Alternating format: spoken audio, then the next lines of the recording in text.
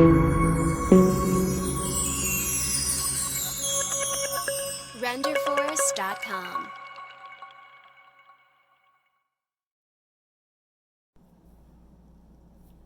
Hi all, I'm Trisha Peach, host of the Peach Buzz, and I hope you're having a fantastic week serving God in whatever capacity at your church and in your ministry. This is the Peach Buzz. We talk about all things ministry related, especially kids and family ministry. I am the author of Your Children's Ministry from Scratch, Your Children's Ministry Beyond Basics, and I was a full-time staff children's pastor for 17 years, and now I travel and speak on my books. All right, so big topic today. Let's just say, hypothetically speaking, that your lead pastor or one of your staff pastors has announced that they are leaving. What should you do? What should you not do? Now, unfortunately, we can all hope this never ever happens, but statistically speaking, it's a common issue. And I've spoken a lot about the high rate of pastoral attrition, meaning there's way too much pastoral turnover, especially in staff pastors. I think the average for youth pastors is 18 months. Senior pastors, children's pastors is 3 years. At our church, we've been very, very blessed to have the same youth pastor. I think he's been here for 12 years. He did announce he is leaving. So he's going to be moving up north with his wife to North Dakota. They're going to be pastoring there and then going on the mission field. So we're going to miss them very, very, very, very much. I want to stress our lead pastor has not, as far as we know, he's not going anywhere. Hi, Pastor Kevin. We're not thinking he's going anywhere. It is Pastor John, our youth pastor, that is moving up to North Dakota. This Sunday is going to be our first Sunday in our new building. We got a fantastic brand new church building right on the river, fully renovated.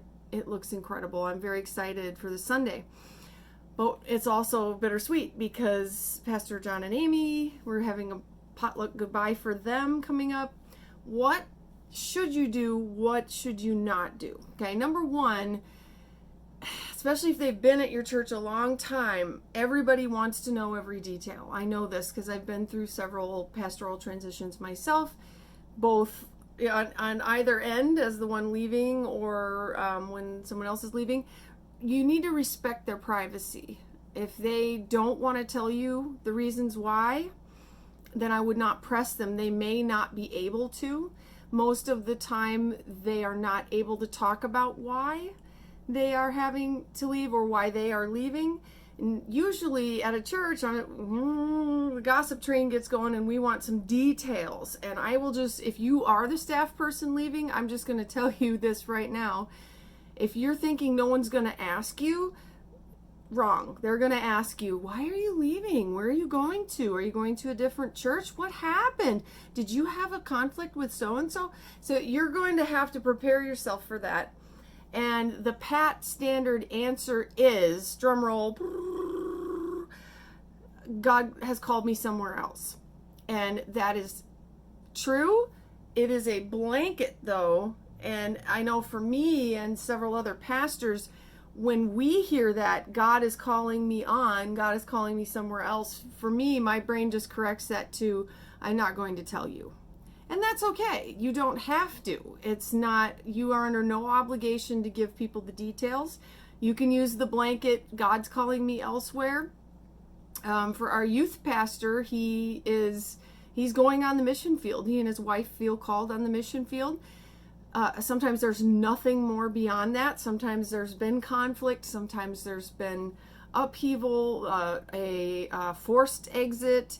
Whatever it is, I would respect their privacy. If they don't want to talk about it, don't push them. Don't try to insert details in there too. Sometimes my problem is when we don't tell congregations the truth, if we don't give them a reason and the congregation suspects that we're not being honest, then sometimes they will insert their own details in there that are so way off. So we walk that fine line. We want to respect privacy. We want to keep the details, we want to respect the person leaving and respect the health of the church. At the same time, I don't believe in telling the congregation a lie, like, oh, they're moving on to this other ministry when they're not. So most churches use the blanket, God's calling me on, which is true. That's truthful. No matter what happened, God is calling me on. That's usually the statement that they use. But I would say if they're going to a different ministry, they're going to this other ministry, and we bless them as they're going. I would say the second thing is don't just abandon them. I've been on the other end of that, where you're resigning because it's the right thing to do. You are moving on to another ministry, but the people that are there, sometimes the hurt and the shock is just so great. They can't deal with it, and they will avoid that pastor like the Black Plague, because in their mind, you betrayed them, you left them, you've been up there preaching and you didn't tell them. And then you have the whole cycle of, well, did you tell her before me? Did you tell him before you told me? How come this person knew? All of this other stuff comes up. If you're the one that is staying at the church and they're leaving, I would say don't abandon. It's not a good idea to just cut and run and avoid them, though that may seem like the less painful thing to do. Respect them. You don't need reasons out of them why they're leaving. Just let them know you love them.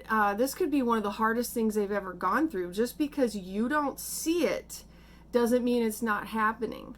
They may not be able to tell you any details, and they may be dying inside. They may be getting sliced up on the inside, and they could really use a friend. Don't abandon. I wouldn't push them for details, but I would be there as a friend. The hard part for the pastor sometimes is realizing, wow, the only thing we had in common was this church, and as soon as I'm not serving at this church, you want nothing to do with me. And that's like, I thought we were friends, but for the friendship to continue, there has to be more that you can talk about than the ministry that was at that church. So I'd say don't abandon them. Don't press them to talk about things they can't talk about. So what can you do? Well, this is extremely important. Number 3, help them pack and clean. And you may be thinking, I don't want to. I feel hurt. I feel betrayed that they're leaving. Like I said, they could be dying inside and are not allowed to talk about it. And pastors are not known to make a ton of money. Packing and moving are horrible. They are the worst. Packing is awful. And sometimes if a pastor has just resigned and now they're moving, you feel very, very alone. They may not have family nearby, and it's overwhelming. You've got to pack, you've got to move. It's awful. That's one of the biggest things you can do for that staff person. Help them pack, help them move, help them clean. Don't abandon them, even if they can't give you all the reasons. Another great thing you could do is gift cards. People blessed us so much with like restaurant gift cards or grocery store gift cards or gift cards, because moving's awful. You don't want to pack and move all day and then cook. Oh, that was such a blessing. It was such a blessing. The people that slipped us a gift card with how difficult that could be.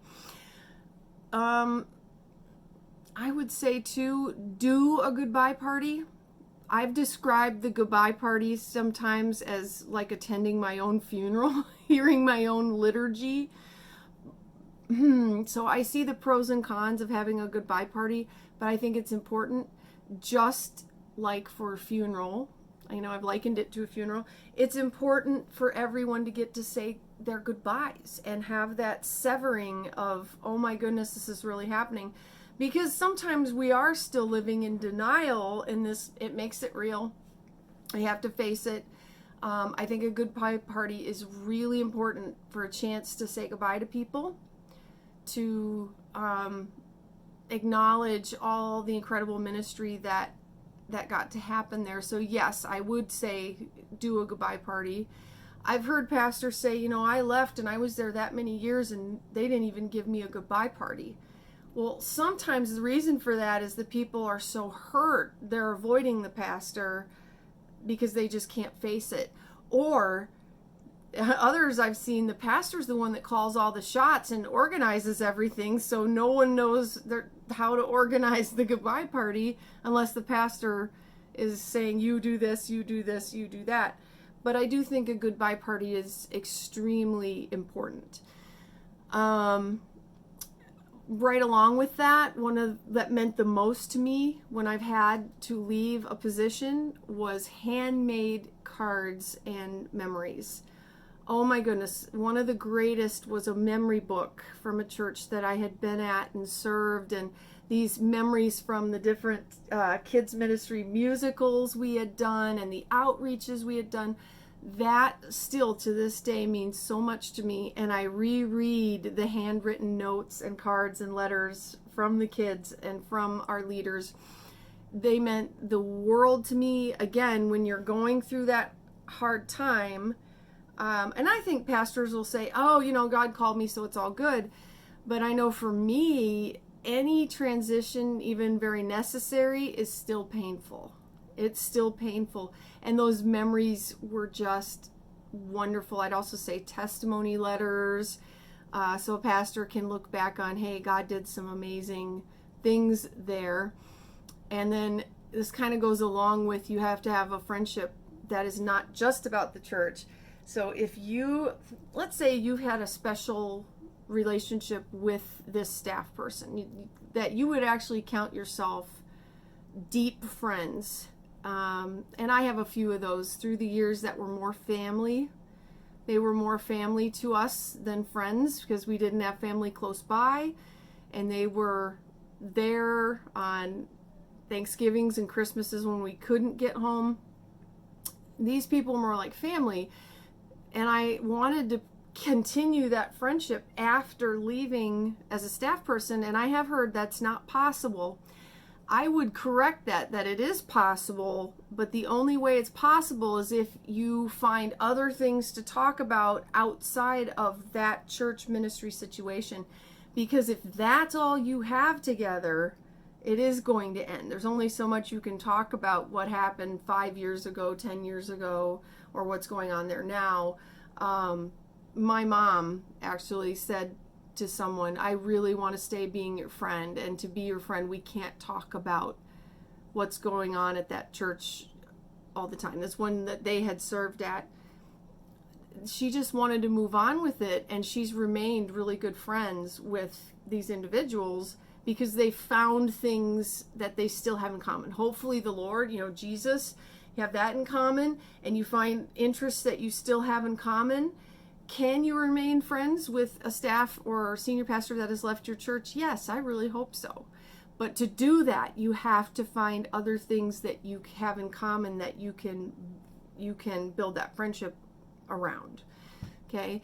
And I think a really important thing for both the staff person and the church is you just make a commitment to honor what was. You don't badmouth what was, and honor and don't badmouth what's coming, because it won't be the same. I would say I get irritated when a senior pastor or a staff person leaves and someone says, don't worry, congregation, nothing is going to change. Nothing is going to change. It's going to be the same. Oh, I don't know if they actually believe that or not, but that is a terrible thing to tell your congregation, because number one, everything changes. Things change anyway. Even if that staff person had stayed, change is inevitable. But secondly, that is very cruel to do to the staff person that is coming in, to tie their hands and say, God can't give you any new revelations or leadership, or no, you're just going to stay in this rut forever and carry out someone else's vision till the end of time. No, No, you get a new senior leader or a new staff person over that area, there will be changes, and change can be very good. We should not hamper the ministry that's coming because of the ministry that was. I heard our pastor this morning, he said, the greatest minister is always the one that just left. So you honor what was, but then you welcome what's coming. You welcome what God has next for your church and for your ministry. So those were the tips that I had. Let's say your senior leader or a staff member is leaving. Respect their privacy. Don't try to force them to say more than they can say under the circumstances. Don't just abandon them. Don't cut and run. And I wouldn't get mad and angry, and you don't know the circumstances behind. You have no idea what they're going through. 3, help them pack and clean. They need help right now. They probably need help desperately and have very few people left that they feel like they can talk to. 4, go get them gift cards for gas, groceries, eating out. They're going to need it. Do that goodbye party, okay? Handmade memory books and gifts, testimonies, and find things outside of that church that you can still build your friendship with them over. I want to close by saying, for a lot of ministers and staff people, nothing is more painful than a transition. And usually the people in the church, no matter how close, have no idea the pain that you're going through and how bad it is. For a pastor, it's not just losing a job. You're losing a job, many times your house, your place of worship, your whole network of friends, your support system, your your Christian brothers and sisters that feel like family. You're losing it all, everything. So that's when it's great when the church that you're leaving says, we may not know all the reasons why, but we love you and we're going to send you off well. We're going to finish this one out well. And I hope that if this is you, that you will think about this. Your pastor may seem like, God's moving me on, la la la la la la la, and maybe that's how they really feel, but I haven't seen one like that. Typically they have a brave face forward, but it's very painful leaving. And if you can be there to help and support, I know God will bless that.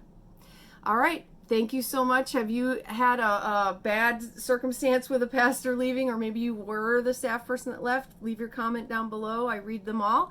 Don't forget to like and subscribe.